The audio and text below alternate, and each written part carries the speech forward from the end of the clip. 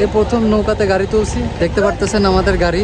আমি কখনোই কাউকে সাজেস্ট করবো না এইভাবে গাড়িতে আসা। এক্সপিরিয়েন্স নেওয়ার জন্য আসছি, যদিও আমার এভাবে এক্সপিরিয়েন্স নেওয়াটা ঠিক হয়নি। এটা অনেক ঝুঁকিপূর্ণ। আসসালামু আলাইকুম বন্ধুরা, ঈদুল আজহার ঈদ যাত্রা। আজ আপনি রওনা দিচ্ছি বাড়ির পথে, গন্তব্য কুষ্টিয়ার ভেড়ামারা। সমস্যাটা শুরু হলো আরিসা ঘাটে এসে। অনেকক্ষণ ফেরির জন্য আমরা অপেক্ষা করলাম, কিন্তু কোনো ফেরির দেখা নাই।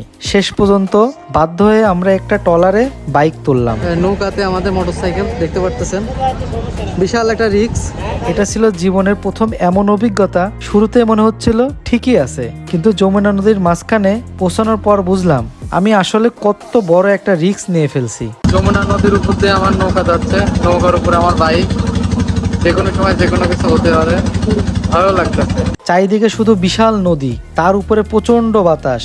ঢেউগুলো এমন ভাবে আঘাত করছিল, মনে হচ্ছিল যে কোনো মুহূর্তে বাইকগুলো নদীতে পড়ে যাবে। সেই মুহূর্তে সত্যি বলতে অনেক ভয় লাগছিল। মনে হচ্ছিল একটা ভুল, একটা বড় ঢেউ আর সব শেষ।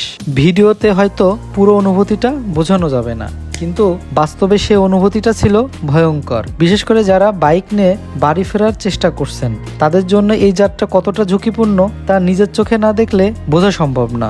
আমরা অনেক সময় শুধু দ্রুত বাড়ি ফেরার জন্যই এমন সিদ্ধান্ত নিয়ে ফেলি, কিন্তু নদীপথে এমন সিদ্ধান্ত নেওয়া খুবই বিপজ্জনক।